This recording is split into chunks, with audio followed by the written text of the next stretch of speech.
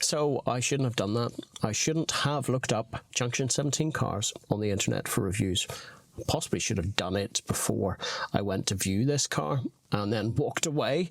But apart from that, it seems like others have experienced the same thing with Junction 17 as I have. They shoot some fancy photographs. They have got a fancy showroom. They're trying to push ceramic coating on you, wondering why you're not taking all of these added extras. They charge you a preparation fee for every car that goes out the door. In my case, it was £220 plus VAT.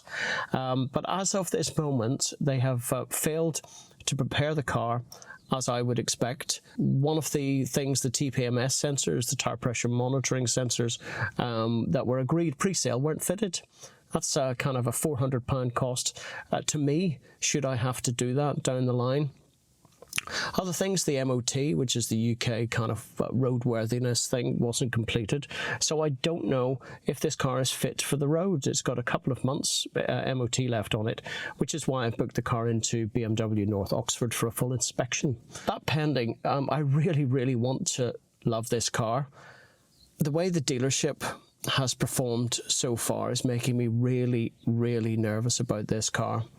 The auxiliary heater, it works in EV mode. It can precondition the car for the morning. And I wanted to take this car out and show you all what the full range of the EV battery was as one of the early videos. Let me see. I hit the diamond button on here. As you can see, this lovely display key. Nothing happened. It blows cold air.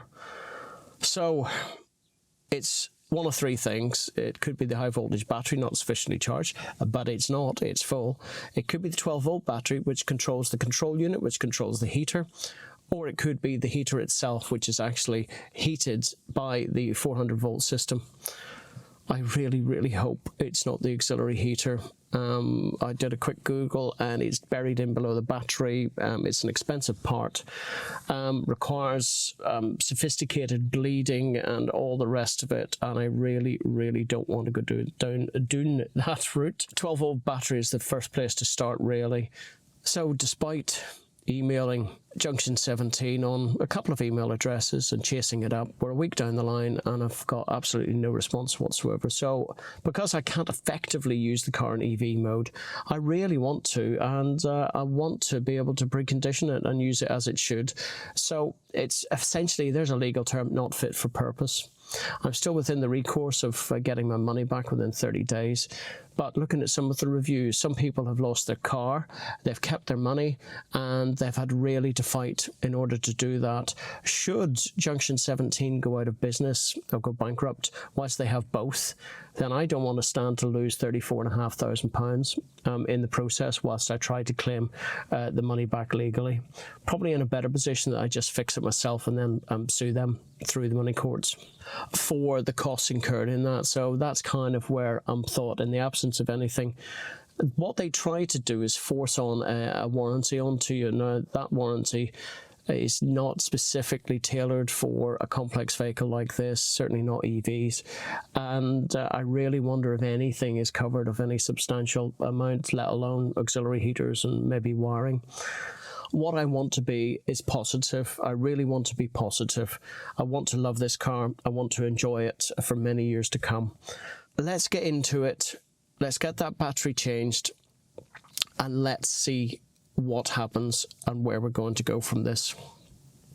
I'm very lucky, as Liam Neeson would say.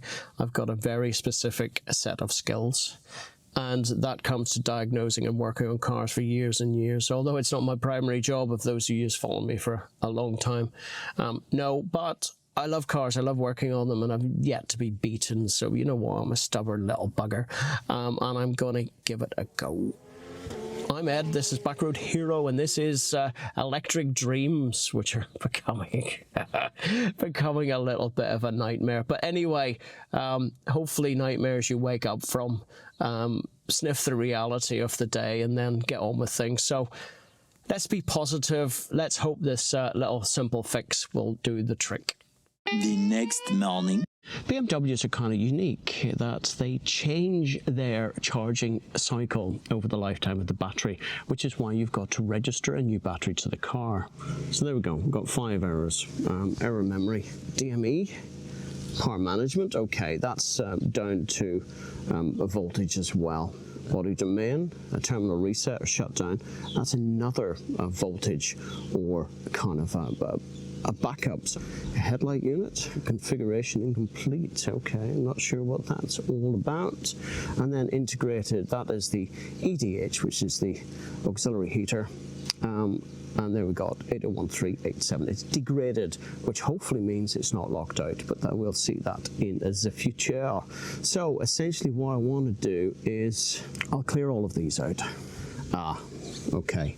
So that is the EDH degradation. It is it's basically a permanent error that can't be cleared. Here we go. In behind the strut. Pop that. There you go. There's the warning that says that the bonnet is open.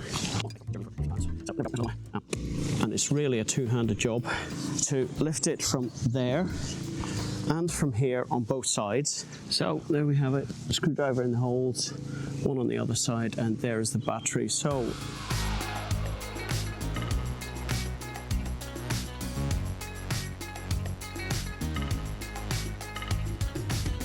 okay, apart from bonnet open, it looks all right. So let's connect and then let's have a little look. So right now, that's what we got on the dash. We're kind of all up and running. We get to Bimmer Link, available functions, 12-volt battery. Want to register, same capacity or type, it is the same capacity. Okay, battery registered successfully. The new battery has, again,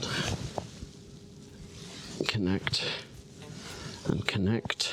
And one error this time is still faulting EDH degradation are present and stored. So what I'm going to try and do is clear that, see if it makes any difference whatsoever.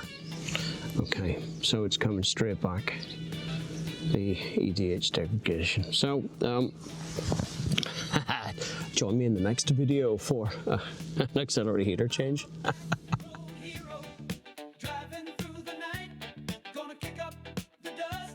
Till the morning light with the roar of the engine and my boot